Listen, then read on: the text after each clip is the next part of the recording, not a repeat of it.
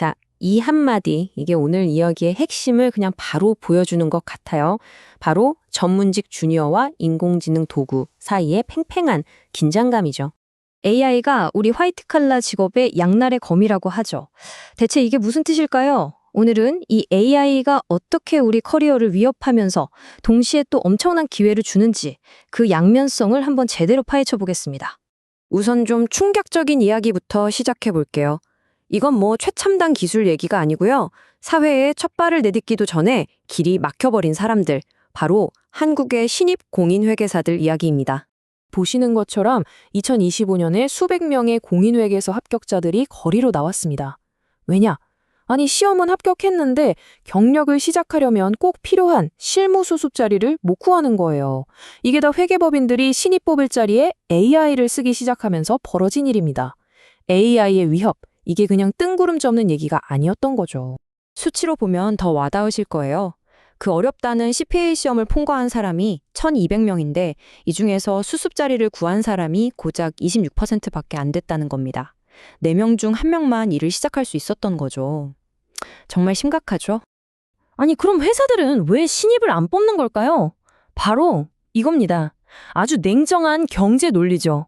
주니어 1명 뽑으려면 연봉이 5천만 원 정도 드는데 AI 도구는 월 30만 원이면 되거든요. 게다가 사람은 가르쳐도 실수를 하는데 AI는 뭐 실수도 거의 없고 바로 써먹을 수 있으니까요. 기업 입장에서는 고민할 필요가 없는 선택지였을지도 모릅니다. 그런데 이게 비단 회계업계만의 문제가 아니라는 게 더 큰 문제입니다. IT 쪽도 마찬가지예요. 한때는 뭐 개발자 되면 평생 먹고 산다 했는데 지금은 주니어 개발자 채용 자체가 확 줄었어요. 일자리 하나에 수백 명이 지원하는 게 현실입니다. 자, 그럼 대체 얼마나 많은 일자리가 위험한 걸까요? 한 연구에서는요, 한국에서만 무려 327만 개의 일자리가 AI로 대체될 수 있다고 추정합니다. 327만 개. 어마어마한 숫자죠. 그런데 진짜 놀라운 건 따로 있습니다. 이 그래프를 좀 보세요. AI가 대체할 수 있는 일자리의 거의 60%, 그러니까 절반 이상이 전문직이라는 거예요. 보통 우리가 생각하는 단순 반복 업무가 아니라 고도의 지식이 필요한 그런 일자리들이 오히려 더 위험하다는 거죠. 자, 지금까지는 AI의 좀 어두운 면을 봤는데요. 이야기에는 항상 다른 쪽 면도 있는 법이죠. 이번에는 반대로 숙련된 전문가들이 AI를 날개 삼아서 어떻게 더 높이 날아오르고 있는지 한번 살펴보겠습니다. 예를 들어 볼게요. 시니어 회계사한테 아주 골치 아픈 업무 중 하나가 바로 데이터 대사 작업, 그러니까 자료 맞춰보는 거거든요. 예전에는 주니어 직원들이 며칠씩 야근하면서 하던 일이었어요. 그런데 지금은 AI를 쓰면 단 몇 분이면 끝납니다. 말 그대로 게임 체인저가 된 거죠. 이게 단순히 회사 일만 편해진 게 아닙니다. 평범한 개인에게도 엄청난 힘이 되어주고 있어요. 여기 김수현 씨 사례가 딱 그런데요. 870만 원 사기를 당했는데 변호사 선임할 돈이 없었던 거예요. 그래서 어떻게 했을까요? 바로 AI 챗봇을 자신의 법률 자문가로 쓴 겁니다. 결과는요? 정말 놀랍습니다. AI가 사건 타임라인 정리부터 증거 수집, 심지어 고소장 초안 작성까지 전부 다 도와준 거예요. 단계별로 착착이요.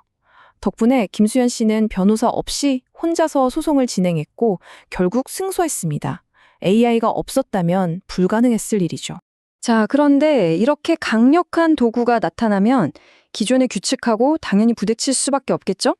지금부터는 이 혁신적인 AI 서비스랑 기존의 전문가 집단이 어떻게 충돌하고 있는지 그 갈등의 현장을 들여다보겠습니다. 대표적인 게 바로 리걸테크 분야의 갈등입니다. 한 법무법인이 AI 법률 서비스를 내놨는데 대한변호사협회에서 바로 제동을 걸고 나선 거예요. 변협 입장은 이건 자격 없는 AI가 법률 자문을 하는 거라 위험하고 시장 질서를 망가뜨린다는 거였고요. 반면에 스타트업은 더 많은 사람이 법률 서비스에 쉽게 접근하게 하는 공익적인 일이다라고 맞섰죠. 결국 이 서비스는 중단됐습니다. 팽팽하죠? 이런 전문직 집단과의 갈등보다 어쩌면 더 첨예하고 개인적인 싸움이 벌어지는 곳도 있습니다. 바로 창작의 세계인데요. 여기서는 한 사람의 정체성이자 스타일 자체가 그냥 AI한테 복사, 붙여넣기 될 수 있는 상황이거든요. 이 이로라는 고등학생 일러스트레이터의 말을 들어보세요. 어느 날 보니까 어떤 AI 서비스가 자기만의 독특한 네온 아트 스타일을 그냥 옵션 중 하나로 제공하고 있더라는 거예요.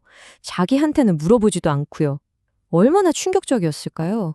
프로필에 따라하지 마세요 한 줄 쓰는 걸로는 안 되겠구나. 더 근본적인 해결책이 필요하구나 하고 깨달았다는 거죠. 바로 이 지점에서 정말 근본적인 질문이 나옵니다. 어떤 예술가의 고유한 스타일을 AI가 학습해서 똑같이 막 찍어낼 때, 그럼 그 저작권은 대체 누구한테 있는 걸까요? 지금의 법으로는 여기에 대한 답이 명확하지가 않아요. 그 사이에 창작자들은 속수무책으로 장하고 있는 거고요. 자, 그럼 이 복잡하게 얽힌 문제를 어떻게 풀어가야 할까요? 의외의 곳에서 힌트를 얻을 수 있습니다. 우리보다 먼저 이 엄청난 충격을 겪고 또 그걸 극복해낸 커뮤니티가 있거든요. 바로 프로 바둑의 세계입니다. 여러분, 2016년에 알파고가 이세돌 구단을 이겼을 때 기억나시죠? 그때 정말 세상이 끝나는 줄 알았잖아요. 바둑은 이제 끝났다 이런 말도 나왔고요. 그게 충격의 시작이었습니다. 그런데 불과 몇 년 만에 분위기가 완전히 바뀝니다. 프로 기사들이 이 AI를 적으로 보는 게 아니라 엄청난 훈련 파트너로 쓰기 시작한 거예요.